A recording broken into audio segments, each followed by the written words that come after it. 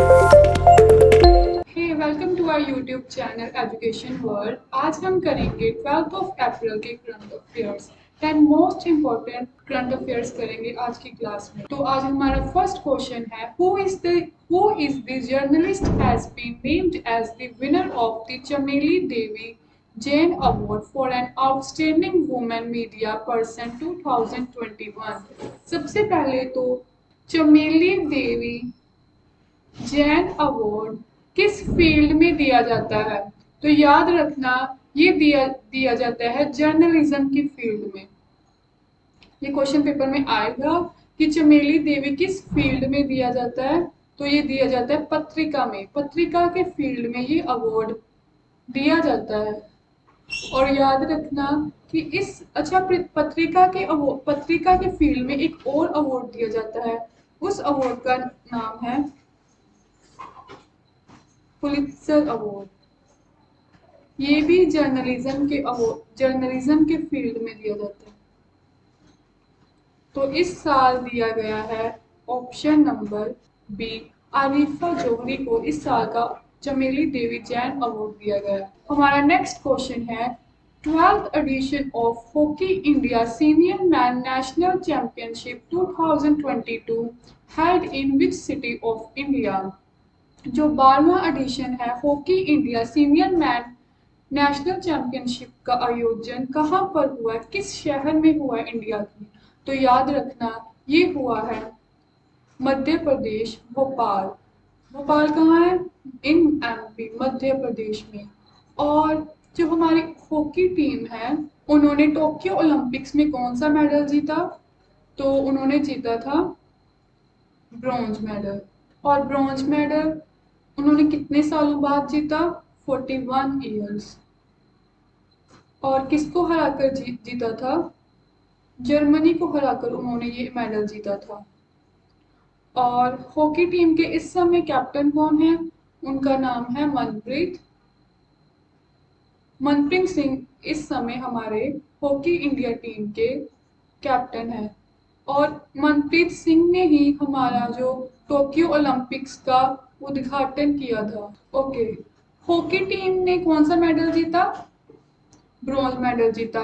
कितने सालों बाद? 41 ईयर्स सालों बाद। और लास्ट टाइम कब जीता था? 1986 में उन्होंने लास्ट बार जीता था। और जर्मनी कंट्री की राजधानी बर्लिन। और मेजर ध्यानचंद,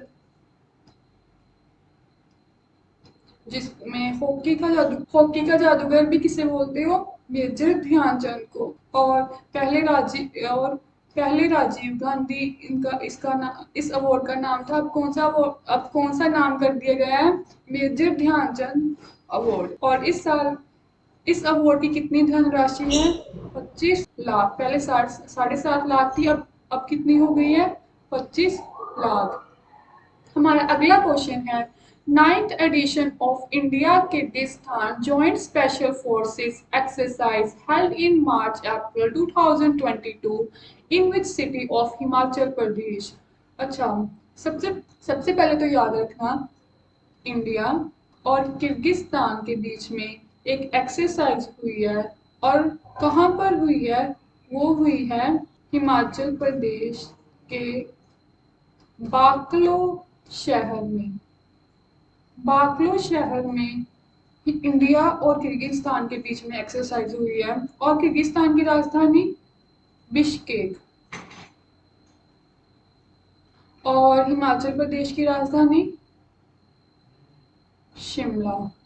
और याद रखना, पहला राज्य जो 100% वैक्सीनेशन करने वाला राज्य बन चुका है, वो कौन सा है? हिमाचल प्रदेश। पहला राज्य जो एलपीजी कनेक्शन करने वाला राज्य बन चुका है, वो कौन सा राज्य है? हिमाचल प्रदेश। हमारा अगला क्वेश्चन है, which bank has launched it's super app named union NXT in India? किस बैंक ने सुपर ऐप लॉन्च की है जिसका नाम है यूनियन? तो याद रखना, ये लॉन्च की गई है यूनियन बैंक ऑफ इंडिया के द्वारा। क्वेश्चन से स्पष्ट हो रहा है यूनियन एनएक्सटी का किसने ऐप लॉन्च की है? Union bank of India. Union NXT app launched by union bank of India. अच्छा, एसबीआई की full form state bank of India. और कब इस्टेब्लिशमेंट हुई थी? तो हुई थी 1955। और एसबीआई का पहला नाम क्या था? Imperial bank. और 1955 में इस बैंक का नाम क्या कर दिया गया? State bank of India. और स्टेट बैंक ऑफ इंडिया के इस समय चेयरमैन कौन है? दिनेश खारा। और अच्छा, इंपीरियल बैंक है, ये किन 3 बैंकों से बनी है? तो याद रखना, मद्रास, बॉम्बे और इलाहाबाद। ये 3 बैंकों से इंपीरियल बैंक बनाया गया था। और ये इंपीरियल बैंक 1921 में बनाया गया था। और बाद में 1955 में इसका नाम चेंज कर कर क्या कर दिया गया? State bank of India. और इस समय इसके चेयरमैन हैं दिनेश खारा। और एसबीआई का हेडक्वार्टर है, तो इसका हेडक्वार्टर है मुंबई, जो महाराष्ट्र में है। और एसबीआई ने एक अपना फ्लोटिंग बैंक खोला है। मोस्ट इंपोर्टेंट क्वेश्चन कि किस बैंक ने अपना फ्लोटिंग बैंक खोला है, जो डल लेक में खोला गया है? तो कौन सा बैंक है? SBI bank. और डल लेक कहाँ है? जम्मू एंड कश्मीर। हमारा अगला क्वेश्चन है our planet our health is the theme of which day in 2022। Most important question कि आर प्लैनेट आर हेल्थ किस दिन की ये थीम है? तो याद रखना, ये थीम है world health organisation, WHO, world health organisation. World health organisation के इस्टेब्लिशमेंट 1948 7 अप्रैल को की गई थी। और इसी दिन के की इस्टेब्लिशमेंट के लिए ये दिन मनाया जाता है, वर्ल्ड हेल्थ ऑर्गेनाइजेशन। और इसका हेडक्वार्टर है जिनीवा, जो कहाँ पर है? स्विट्जरलैंड पर। और इनके चेयरमैन है टेड्रोस, जो कहाँ के रहने वाले हैं? इथोपिया के रहने वाले। He is from Ethiopia. और इंटरनेशनल वुमेन्स डे मनाया जाता है 8 मार्च को। हमारा नेक्स्ट क्वेश्चन है world health day celebrated on which day by the world health organisation. अभी किया, किस डे मनाया जाता है? 7 अप्रैल। और हमारे हेल्थ मिनिस्टर कौन है इस समय? हेल्थ मिनिस्टर है मनसुख मंडाविया। मनसुख मंडाविया। और किनकी जगह ली है? इन्होंने ली है हर्षवर्धन की। हर्षवर्धन के लिए। और पंजाब के अभी अभी हेल्थ मिनिस्टर बनाए गए हैं, उनका नाम है विजय सिंगला, डॉक्टर विजय सिंगला। तो इम्पोर्टेंट क्वेश्चन है 7 अप्रैल। हमारा नेक्स्ट क्वेश्चन है to ensure 100% enrollment in primary and upper primary schools, school Chalo Abhiyan launched by which Indian state। अच्छा, कोविड के कारण बच्चों ने स्कूल आना छोड़ दिया है। और उसी को डिक्रीज करने के लिए कौन सा अभियान शुरू किया गया कि बच्चे आए, दोबारा बच्चे स्कूल आना शुरू करें? और ये किया गया है उत्तर प्रदेश के द्वारा। कोविड के कारण बच्चों ने आना कम कर दिया है और बच्चे स्कूल आना कम हो रहा है, इसलिए उत्तर प्रदेश की सरकार ने स्कूल चलो अभियान शुरू किया गया है। और उत्तर प्रदेश के इस समय सीएम कौन है? योगी आदित्यनाथ। आदित्य ना। उत्तर प्रदेश की राजधानी लखनऊ। और उत्तर प्रदेश की सिर्फ एकमात्र नेशनल पार्क है, राष्ट्रीय उद्यान है, वो कौन सा है? Dudhwa national park. Dudhwa national park. और टोटल नेशनल पार्क इस समय कितनी है? 106। फर्स्ट कौन सी थी? Jim Corbett. अब इसका नाम चेंज करके रामगंगा कर दिया गया है। 1936 में इसकी स्टैब्लिशमेंट हुई और कहाँ पर है? उत्तराखंड। उत्तराखंड में है। और 106 जो नवीनतम है वो बनाई गई है रायमोना नेशनल पार्क। ये कहाँ पर है? ये है असम में। मध्य प्रदेश की राजधानी भोपाल, बिहार की राजधानी पटना और झारखंड की राजधानी Ranchi. According to the latest reports, revenue collected from goods and services tax (GST) in March 2022 was कितना हमने जीएसटी कलेक्ट किया है 2022 के अनुसार?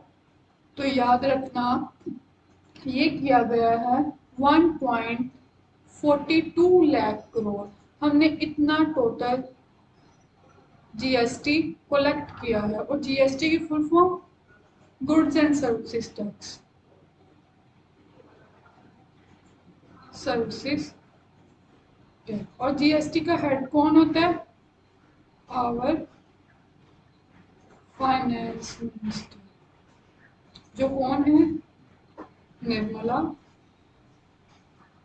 सीतारमण। और याद रखना पेट्रोल पर जीएसटी नहीं लगता। हमारा नेक्स्ट क्वेश्चन है We are received the Album of the Year award at 64th Grammy Awards 2022. Who is the singer in the album? Important question है, मोस्ट इम्पोर्टेंट क्वेश्चन। पहले तो ग्रैमी अवार्ड किस field में दिया जाता है? ये दिया जाता है म्यूजिक फील्ड में। और इस साल एल्बम ऑफ द ईयर का अवार्ड किसे दिया गया? तो याद रखना ये अवार्ड दिया गया है वी आर को। और ये किसने गाया हुआ है? ये गाया है जॉन बैटिस्टे ने। जॉन बैटिस्टे के द्वारा ये सॉन्ग गाया गया है।